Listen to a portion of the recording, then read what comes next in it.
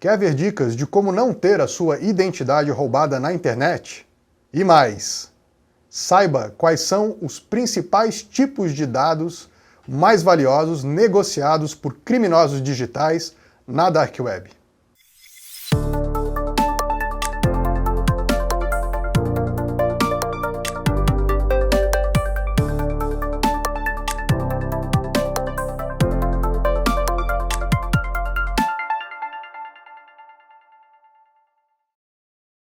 E aí, pessoal, eu sou Flávio França, da Focal Data. Como sempre, é um prazer ter todos vocês aqui. Hoje, com a ilustre presença do nosso diretor comercial, Sérgio Romano. Finalmente, Sérgio, aparecendo novamente aqui para essa galera aí que te ama, né?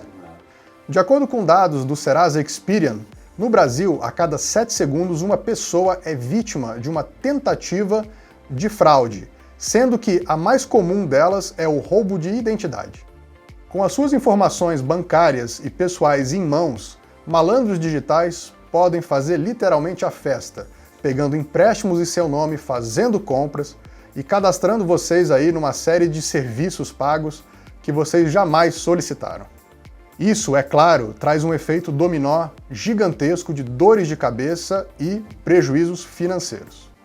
Aqui vão algumas dicas de como evitar ter a sua identidade roubada na internet. Número 1.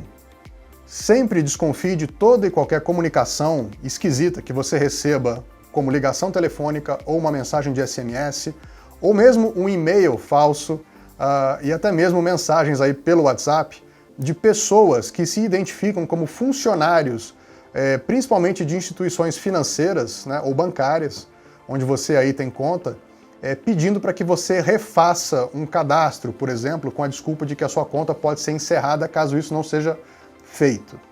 Outra desculpa que eles utilizam é que você precisa confirmar alguns dados para que uma transferência bancária que está acontecendo naquele momento em seu nome seja interrompida, dando aí todo um sentido de urgência para o golpe que está sendo aplicado.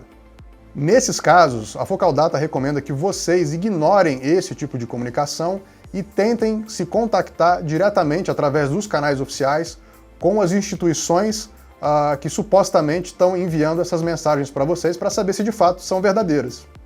Número 2. Sempre monitore os seus registros financeiros, seja através de soluções gratuitas como o portal Registrato, que é mantido pelo Banco Central, onde você consegue ver todo e qualquer tipo de operação atrelada ao seu CPF, como, por exemplo, o pedido de um empréstimo, em seu nome, é claro, ou através de e-mails pagos, como, por exemplo, o serviço prestado pelo próprio Serasa Experian, onde você paga aí uma taxa específica para ter o seu CPF monitorado. Assim, se por acaso acontecer alguma fraude, você vai ficar informado logo assim que ela acontecer e vai conseguir bloquear esse tipo de ocorrência, ou pelo menos minimizar os danos. Número 3. Sempre utilize limites baixos, tanto de cheque especial quanto nos seus cartões de crédito. Então, assim, se você tem aquele limite monstro no seu cheque especial, peça para o seu banco, por favor, diminuir esse limite. Porque caso aconteça algum problema, o seu prejuízo financeiro vai ser menor. Número 4. Além das senhas tradicionais que a gente já utiliza e que, na verdade, o mundo como um todo tem uma grande tendência a abandonar a utilização de senhas, isso é muito interessante, fique sempre esperto ou esperta na habilitação de autenticação biométrica e também de 2 fatores, quando possível, em todo e qualquer serviço online que você tenha. Caso você ainda utilize as senhas, você deve criá-las sempre tendo como parâmetro o que a gente chama de senhas fortes, ou seja, elas devem possuir letras maiúsculas e minúsculas, números e caracteres especiais misturados na composição delas. Assim você minimiza as chances de hackers aí descobrirem, obviamente, senhas fáceis. E lembrando que as senhas sempre devem ser diferentes entre si. Evite utilizar a mesma senha para vários serviços online, porque com certeza, se um hacker descobre que você está usando ela num deles, ele vai invadir todos os seus serviços online, todas as suas redes sociais principalmente. Inclusive, para empresas, né, se você por acaso aí é dono de um e-commerce, nós temos aqui uma solução muito legal, que é exatamente a autenticação fortíssima, só que sem utilizar senhas, para que você aí que trabalha com comércio tenha mais aderência de clientes aí, mais vendas nas suas plataformas. Número 5. Sempre que possível, controle o nível de informações que você divulga nas suas redes sociais. Procure não expor a sua família ou mesmo informações muito detalhadas sobre você e os seus amigos, porque certamente hackers ou mesmo engenheiros sociais, eles ficam buscando esse tipo de informação para tentar posteriormente extrair dados aí de você. Cara, você falou uma coisa importante. E o LGPD nisso, cara? Se eu jogar o nome de qualquer um de vocês no Google, vem a sua vida inteira lá. A questão é que existe muita informação já indexada na internet. Não poderia. Exatamente. Então, assim, as empresas nas quais a gente preenche dados, Sérgio, isso inclusive faz parte da conduta de treinamento da Focal Data em relação à Lei Geral de Proteção de Dados, né? Essas empresas, elas têm que ter soluções internas que evitem ao máximo todo e qualquer vazamento de dados na internet, exatamente para que esse mar de informações, principalmente sobre clientes e pessoas, não fique, empresas, é claro, não fique disponível de maneira tão fácil assim para criminosos. E uma coisa, por exemplo, você já teve a sua identidade roubada na internet? Ainda não. Mas, graças a Deus. A gente mesmo que tem que evitar publicar muita coisa, muitas informações sobre a gente e assim você consegue dar uma filtrada. Né? Exatamente, e principalmente para empresas, a Focal Data tem uma série de soluções aqui que ajudam a minimizar exatamente esses riscos dos dados serem vazados e principalmente identidades de funcionários serem expostas aí para criminosos. E para grandes corporações, existe sempre um produto indicado para aquele ambiente, né? Exatamente. Então, o importante é não ficar sem nenhum. Assim, totalmente desprotegido, hoje em dia não sempre vai ter um que, galera, ficar totalmente... hoje em dia você não ter uma solução de segurança rodando aí nos seus sistemas, né? Isso vale tanto para as pessoas físicas quanto para empresas, tá? É pedir para ter problema, porque hoje em dia esses criminosos, eles têm uma série de ferramentas, uma série de formas de conseguir extração de dados. Então, assim, sempre tenha alguma solução de segurança instalada monitorando todos os seus dispositivos. Vamos agora à nossa segunda notícia.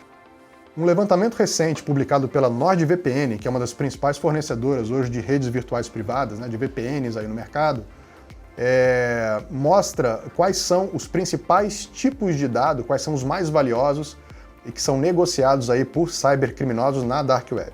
No mercado de venda ilícita de dados na Dark Web, que para quem não sabe é a camada não visível da internet, hackers geralmente conseguem dados a partir de vazamentos e revendem esses dados, obviamente auferindo lucro para outros malandros que vão utilizar essas informações para aplicar uma série de golpes.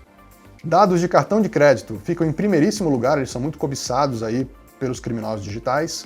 E em segundo lugar nós temos aí os documentos pessoais, incluindo obviamente RG, CPFs e também carteiras de motorista. E principalmente, Sérgio, em países onde o único documento é a carteira de motorista, porque ali contém todos os dados, isso fica ainda mais grave, porque para o hacker fica muito mais fácil, ele já tem todas as informações contidas num único documento. E aqui no Brasil também já. E aqui no Brasil também, exatamente. Novo documento único que tem... Exatamente, assim, do ponto de vista de praticidade é excelente você ter toda a informação no único documento.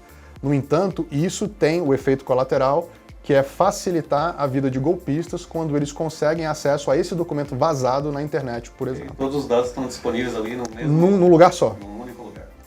As carteiras de criptomoedas, né, que a gente fala aquele endereço hash, que é aquela linha gigantesca com caracteres alfanuméricos, eles também são altamente cobiçados aí por criminosos, tendo um valor superior ao valor de dados bancários, por exemplo. Cópias de passaportes estão aí entre o tipo de informação mais valiosa, né, os dados mais caros negociados aí entre bandidos, em média no valor de $600 cada um, ou seja, aproximadamente aí uns R$3.100.